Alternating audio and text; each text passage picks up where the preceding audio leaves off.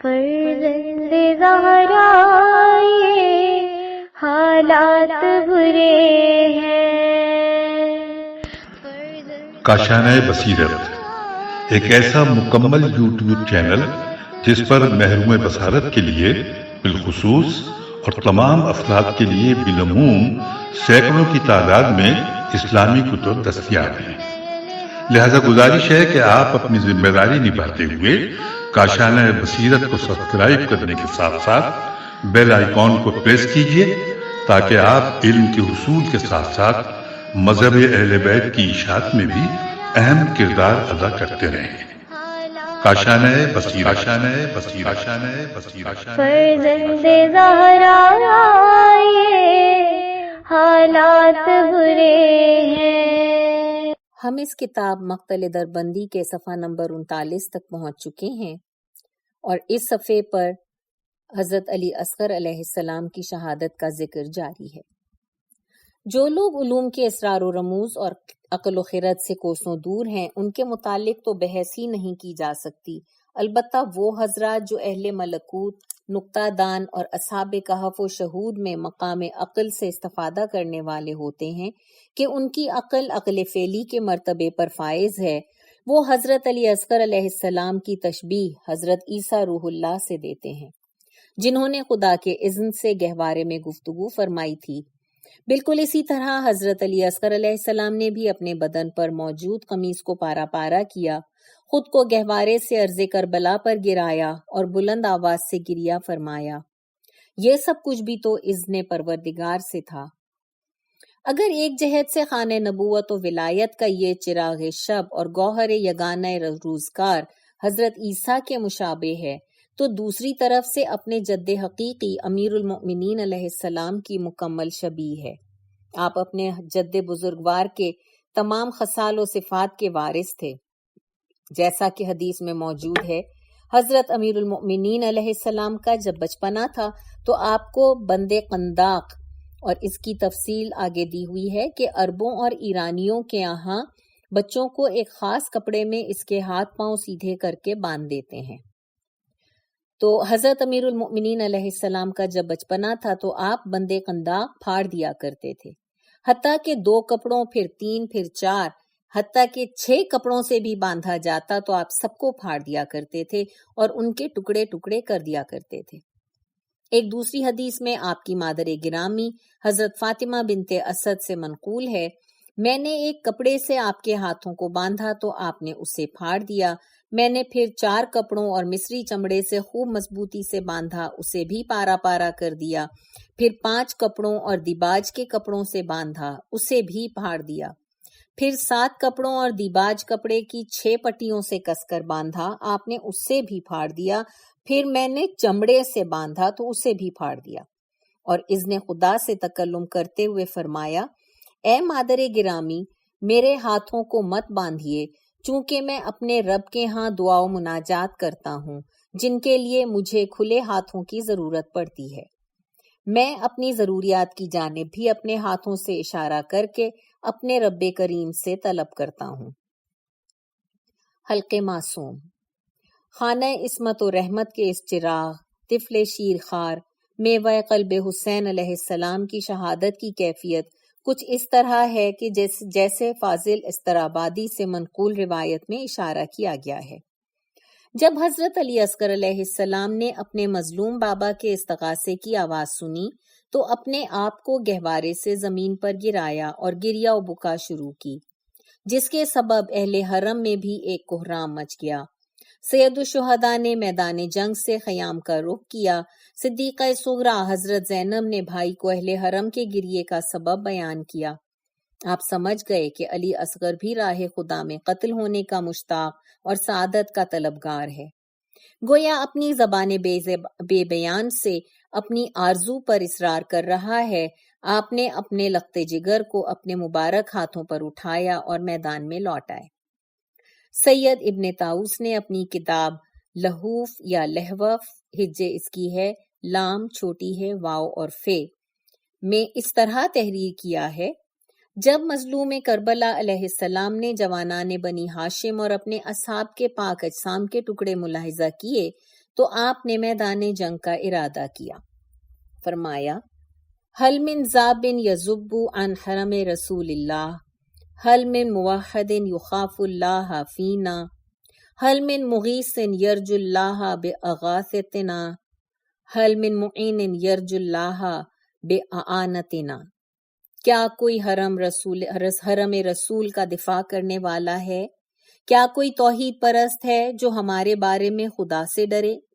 کیا کوئی دادرس ہے جو خدا سے امید رکھتا ہو اور ہماری مدد کرے؟ کیا کوئی مدد کرنے والا ہے جو خدا پر بھروسہ رکھتا ہو اور ہماری مدد کرے؟ پس اہل حرم نے بلند آواز میں گریہ کرنا شروع کر دیا۔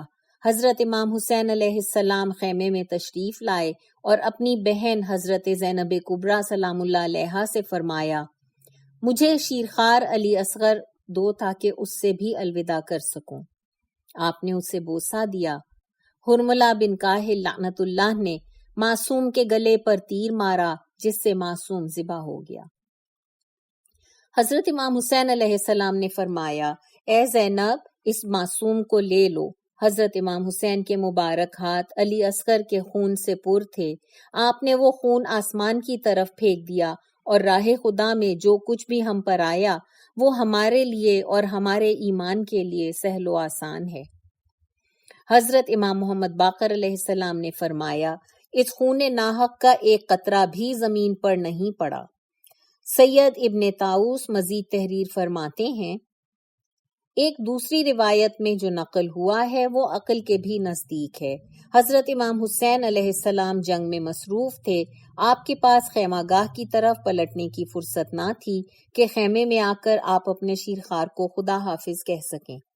اس روایت کے مضمون سے یہ سمجھا جا سکتا ہے کہ حضرت زینب کبریٰ نے حضرت علی اصغر کو اپنے ہاتھوں پر اٹھایا اور حضرت امام حسین کو لا کر دیا اور عرض کیا اس معصوم نے 3 دن سے ایک قطرہ گھونٹ کا نہیں پیا، اس قوم جفاکار سے ایک گھونٹ پانی کا سوال کرو۔ حضرت امام حسین علیہ السلام نے معصوم کو اپنے ہاتھوں پر لیا اور فرمایا اے قوم تم نے میرے ساتھیوں اور خاندان والوں کو قتل کر دیا ہے، صرف یہ شیرخوار بچ گیا ہے جو پیاس کی وجہ سے قریب المرگ ہے، اس کے لیے تم سے ایک گھونٹ پانی کا سوال ہے۔ اسی لمحے ایک ملعون کافر نے تیر مارا جس سے معصوم کا گلا کٹ گیا اور شیرخوار درجہ شہادت پر فائز ہو گیا۔ یگانہ روزگار مورخ جناب ابو مخنف نے حضرت علی اصغر کی شہادت کا تذکرہ ان الفاظ میں کیا ہے۔ حضرت امام حسین علیہ السلام نے فرمایا اس بچے کی حفاظت اور نگہداری کی بابت تمہیں وصیت کرتا ہوں۔ اس شیرخوار کی عمر مبارک 6 یا 7 ماہ تھی۔ آپ کی بہن نے عرض کیا یا ابا عبداللہ 3 دن سے اس صغیر نے پانی کا ایک قطرہ تک نہیں پیا، اس قوم جفا سے پانی کا سوال کیجے۔ حضرت امام حسین علیہ السلام نے بچے کو ہاتھ پر لیا اور اس بے حیا لشکر کو مخاطب کر کے فرمایا اس معصوم بچے کے لیے پانی کا سوال ہے۔ اچانک ایک مسموم تیر آ کر گلے پر لگا جس سے شیرخوار شہید ہو گیا۔ یہ تیر حرملہ بن کاہل لعنت اللہ نے مارا۔ بعض حضرات کہتے ہیں عقبہ اسدی نے تیر مارا تھا۔ حضرت امام حسین نے معصوم کے خون کے چند چلو بھرے اور خون آسمان کی جانب پھینک دیا اور عرض کیا اے پروردگار اس قوم پر گواہ رہنا، ان کی حقیقت کی خاطر قسم کھاتا ہوں جنہوں نے خاندان رسول کا ایک فرد بھی زندہ نہیں چھوڑا۔ پھر آپ خیمہ گاہ کی طرف پلٹ آئے اور اس مذبوح صغیر کو اپنی بہن ام کلثوم کے سپرد فرمایا۔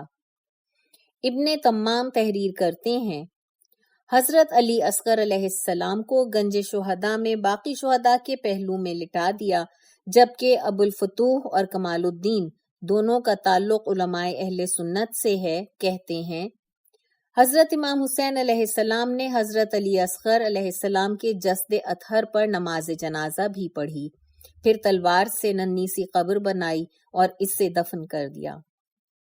شیخ طبری رحمت اللہ علیہ نے اپنی کتاب احتجاج میں ذکر کیا ہے جب سید الشہداء کے تمام یار و انصار اور افراد خانوادہ بنی ہاشم جام شہادت نوش فرما چکے اور پورے خاندان عطرت میں سے حضرت امام زین العابدین علیہ السلام اور علی اصغر علیہ السلام کے علاوہ کوئی نہ بچا۔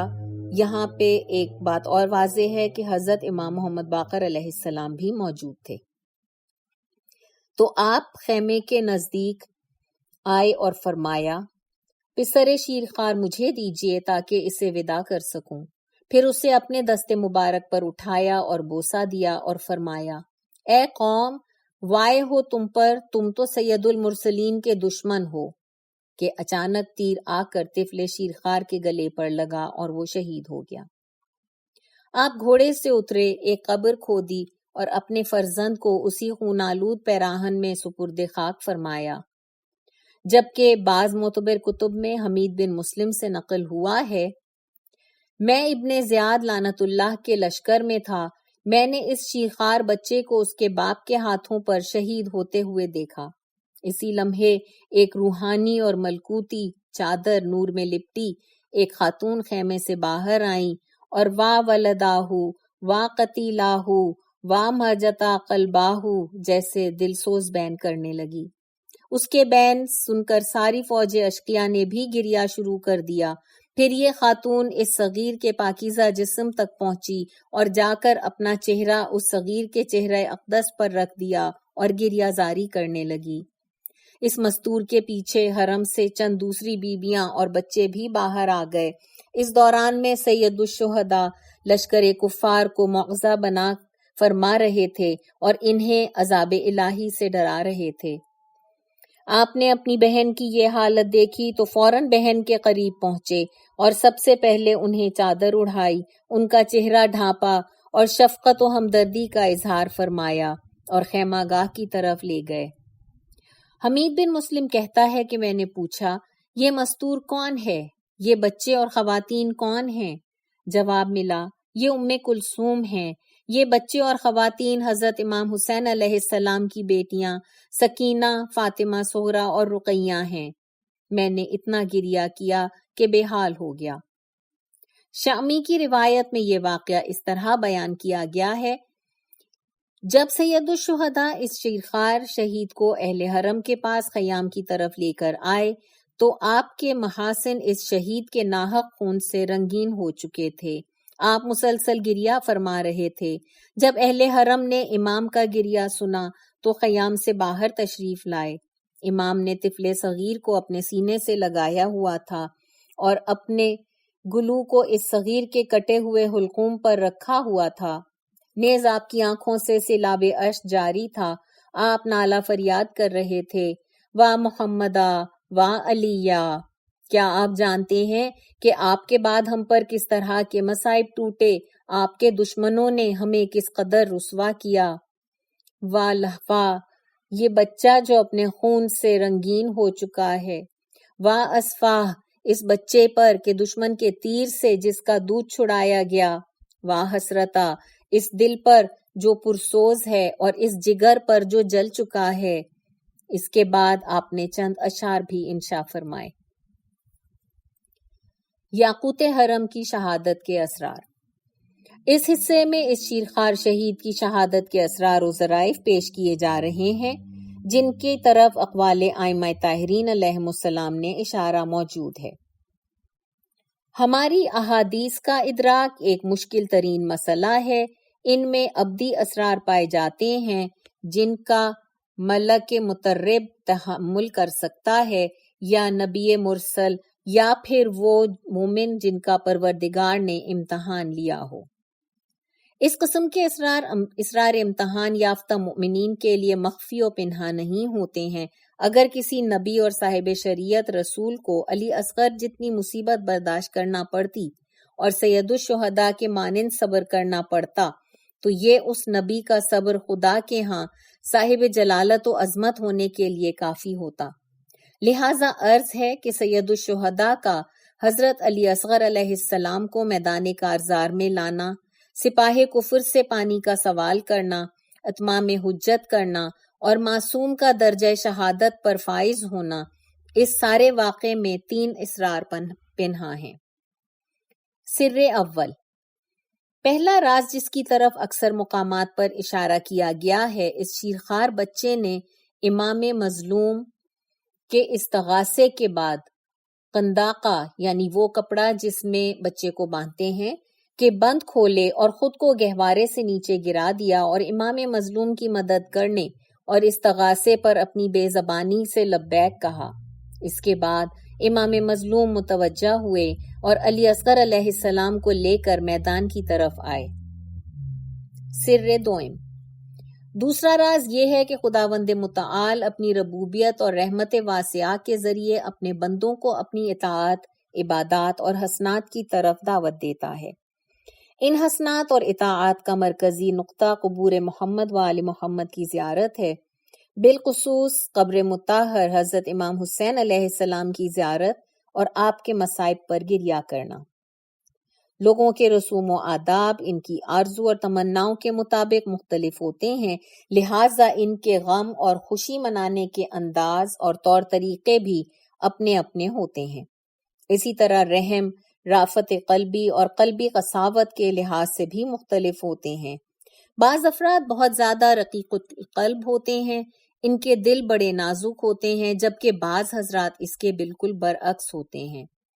وہ رقت و قساوت کے مابین موجود تمام مراتب پر فائز ہوتے ہیں، جبکہ پروردگار عالم نے بلا تفریق تمام مصائب اور دکھ کو مرتکز فرما دیا ہے۔ مصائب آل محمد میں اس طرح کے تمام قلوب چاہے شقی ہوں یا نرم و نازک، جو ہی مصائب آل محمد کو سنتے ہیں فوراً ان کے دلوں کے اندر ایک اضطراب سا پیدا ہو جاتا ہے اور فوراً آنکھوں سے آنسو ٹپک پڑتے ہیں۔ جو لوگ فولاد و آہن کے مانند ہوتے ہیں وہ بھی گریہ کرنے لگتے ہیں۔ پس اگر بارگاہ ایزدی کا کوئی محرم راز یا خدا کا مخلص بندہ ان مصائب کو پہاڑوں پر جا کر بیان کرے تو وہ پہاڑ بھی پانی پانی ہو جائیں گے، اور اگر یہ مصائب دریاؤں کے سامنے بیان کیے جائیں تو دریاؤں میں آگ بھڑک اٹھے گی اور وہ خشک ہو جائیں گے۔ بالخصوص اس شیرخوار شہید کی مظلومانہ شہادت کا تذکرہ کیا جائے تو اس شیرخوار شہید کی مظلومانہ شہادت اہل بیت رسول کے مصائب کا مجموعہ اور مرکزی نقطہ ہے۔ یہ تمام مصائب کی انتہا ہے۔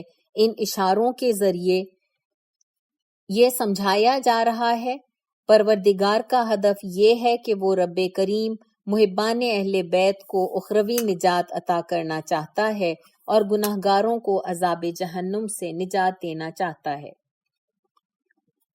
سر سوئم، پروردگار عالم کا ارادہ یہ ٹھہرا کہ تمام مقرب ملائکہ، کروبین، ارواح مقدس، انبیاء، مرسلین، اولیاء کرام مقام محبت، اطاعت و عشق اور ولی مطلق اور حجت کے مقام فنا فی اللہ کو آشکار کریں۔ اس شیرخوار شہید کی شہادت ارواح انبیاء، مرسلین اور ملائکہ مقربین کے نزدیک آشکار ہونے کی سند ہے۔ سید الشہداء پر جب صحیفہ آزمانی نازل ہوا تو جیسا کہ ہم عرض کر چکے ہیں آپ نے بارگاہ رب العزت میں استدعا کی تھی، الہی و سیدی، میں حسین علیہ السلام تیری راہ میں قتل ہونا پسند کرتا ہوں۔ اگر میں 70 مرتبہ یا 70,000 مرتبہ زندہ کیا جاؤں پھر بھی تیری راہ میں قتل ہونا پسند کروں گا۔ اگرچہ ملائکہ، ارواح انبیاء اور مرسلین منزل یقین پر فائز تھے کہ آپ اپنے دعوے میں صادق تھے، اور اس مدعی کے صدق کی سب سے بڑی اور واضح دلیل حضرت علی اصغر علیہ السلام کی شہادت ہے، اس لیے کہ اس صغیر کی شہادت سے جگر امام پر جو سختی اور مصیبت گزری وہ 70 مرتبہ یا 70,000 مرتبہ قتل ہونے سے زیادہ تھی۔ حضرت علی اصغر علیہ السلام کی شہادت سے انبیاء اولو العزم اور پیغمبران خدا کو مطلع کر دیا گیا تھا۔ وحی و الہام کے ذریعے انہیں روز عاشور کے سانحے سے آگاہ کر دیا گیا تھا۔ یہ حضرات مصائب و مشکلات کے مقابلے میں حضرت امام حسین علیہ السلام کے صبر و شکر کے رفتار و کردار اور مقام و مرتبے سے بخوبی آگاہ تھے۔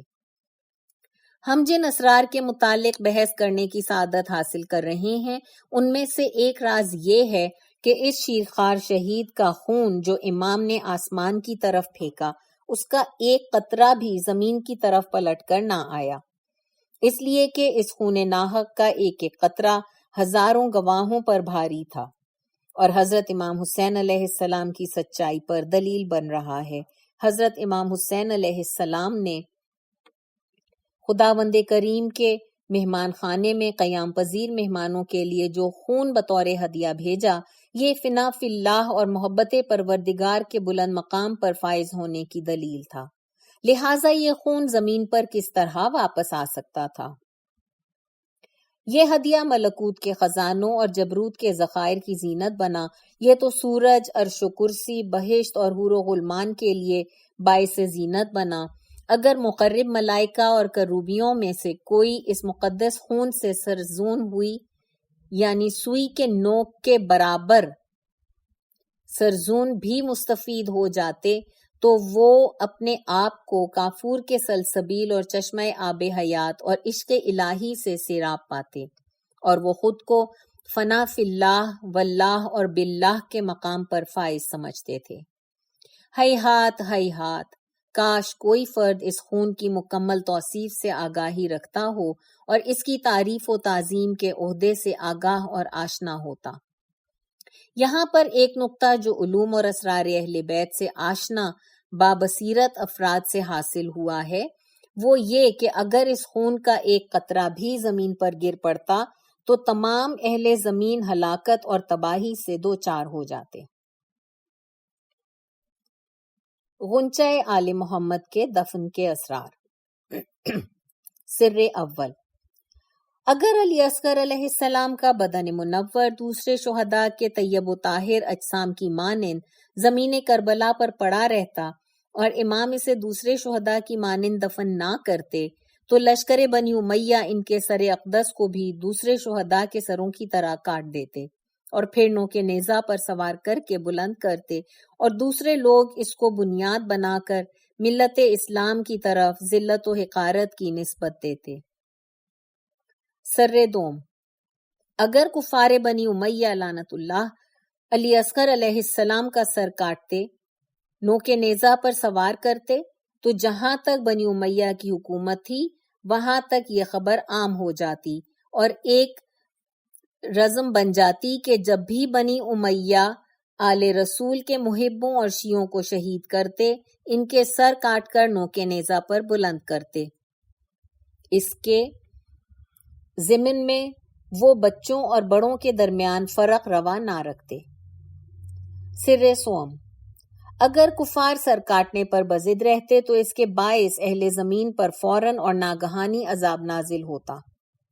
سر چہارم، اگر اس نرم و نازک بدن کو دفن نہ کیا جاتا تو یہ آفتاب کی تپش سے جھلس جاتا اور گھوڑوں کے سموں سے ٹکڑے ٹکڑے ہو کر ریت میں جذب ہو جاتا، جس کا تلاش کرنا پھر مشکل ہو جاتا۔ سر پنجم، جب حرم رسول قیدی بن کر مقتل سے گزرے اور ان کی نظریں اس شہید پر پڑتیں، ان کا غم و مصیبت دگنا ہو جاتا ہے، ان کے گریہ و فریاد میں مزید اضافہ ہو جاتا، بلکہ بعید نہیں کہ کسی کی موت بھی واقع ہو جاتی۔ 3 دن تک حضرت امام حسین علیہ السلام اور آپ کے اصحاب باوفا کے لاشیں کربلا کی ریت پر بکھرے پڑے رہے اور دفن نہیں ہوئے، اور اس دوران میں ملائکہ اور انبیاء اور مرسلین کی ارواح مسلسل زیارت کے لیے آتی رہیں۔ علی اصغر علیہ السلام پر نماز جنازہ پڑھنے کا راز۔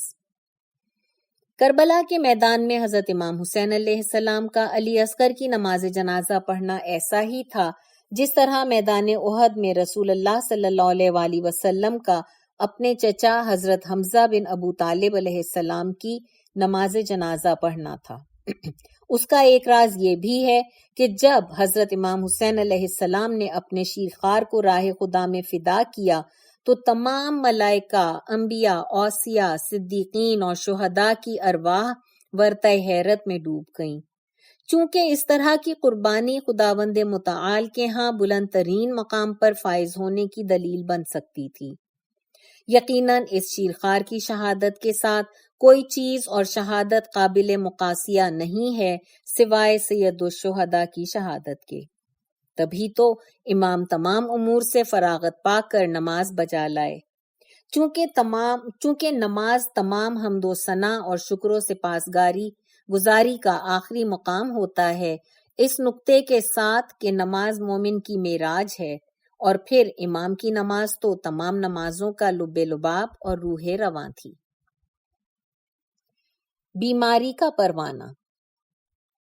حضرت امام زین العابدین علیہ السلام روز عاشور اور اس سے قبل ہی بیمار ہو گئے تھے، اور روز عاشور آپ کی بیماری کی شدت میں اضافہ ہوتا چلا گیا۔ آپ پر غشی کسی کیفیت طاری ہو جاتی تھی۔ جب آپ نے اپنے بابا کے استغاثے کی صدا سنی تو فوراً بول اٹھے، لبیک لبیک یا ابن رسول اللہ۔ حضرت امام زین العابدین علیہ السلام کی حالت کو ابو الفرج نے اپنی روایت میں اس طرح بیان کیا ہے کہ حضرت امام حسین علیہ السلام نے اپنے رہوار یعنی گھوڑے کے دائیں بائیں دیکھا تو کسی کو نہ پایا۔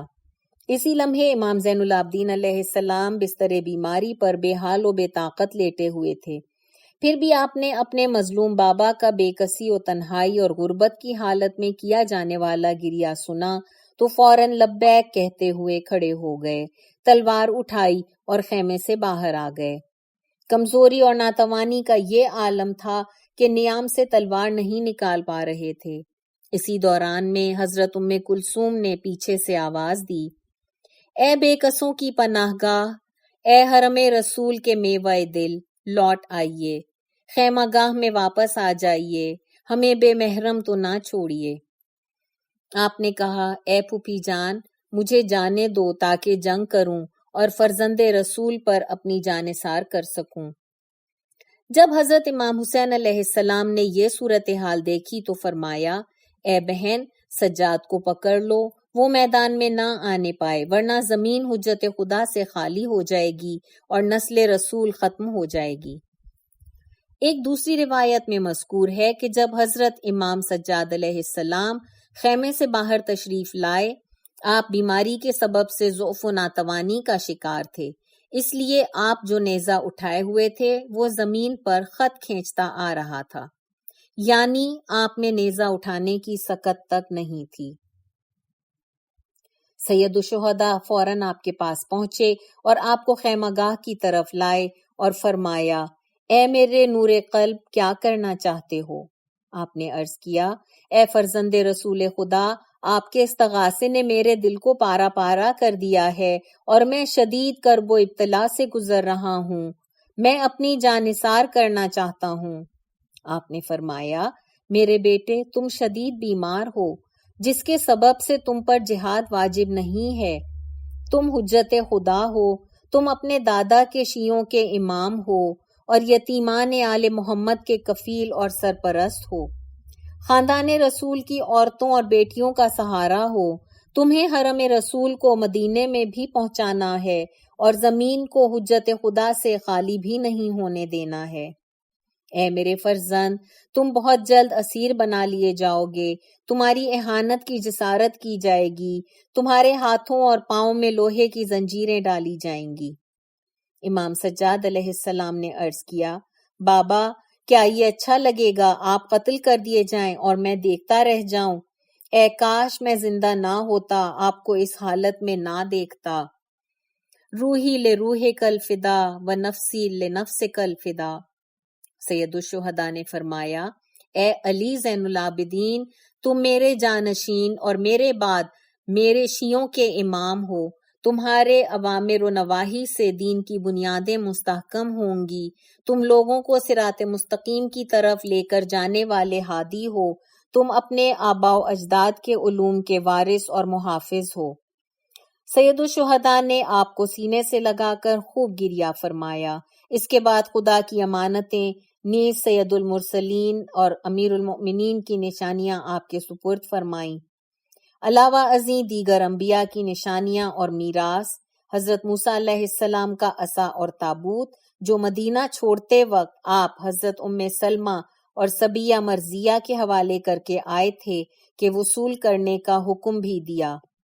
سید الشہداء نے حضرت ام سلمہ کو وصیت فرمائی تھی کہ جب میرا بیٹا سجاد علیہ السلام مدینے واپس آئے تو یہ چیزیں اسے لوٹا دیجیے گا۔ سید الشہداء علیہ السلام کا مخلوق کے لبیک کا جواب دینا۔ اس فصل کے اختتام پر یہ سوال پیدا ہوتا ہے کہ سید الشہداء کی دعوت اور استغاثے کے جواب میں جب ساری مخلوق نے لبیک کہا تو امام کا رد عمل اور جواب کیا تھا؟ اس سوال کا جواب یہ ہے کہ آپ نے سید المرسلین امیر المؤمنین اور امام حسن مجتبی علیہ السلام کو قیامت تک بڑے خضوع و خشوع سے جواب دیے ہیں، جبکہ باقی مخلوق کی تمام اصناف کو اپنی رضائیت و خوشنودی سے بھرا ہوا جواب دیا اور ارشاد فرمایا، جو کچھ تم پر واجب تھا یعنی میری دعوت اور استغاثے کا جواب دینا، تم نے لبیک کہہ کر جواب دیا، چونکہ تم سے رب کریم نے اہل بیت رسول امین صلی اللہ علیہ وآلہ وسلم کی بابت عہد و میثاق باندھ رکھا تھا، انشاءاللہ اس کا بہترین اجر تمہارا مقدر ٹھہرے گا۔ اس مطلب کی مزید تفصیل جعفر جن کی داستان میں اکسیر و سیارات نامی کتاب میں مذکور ہے۔ اور یہاں پر فصل اول اختتام کو پہنچتی ہے۔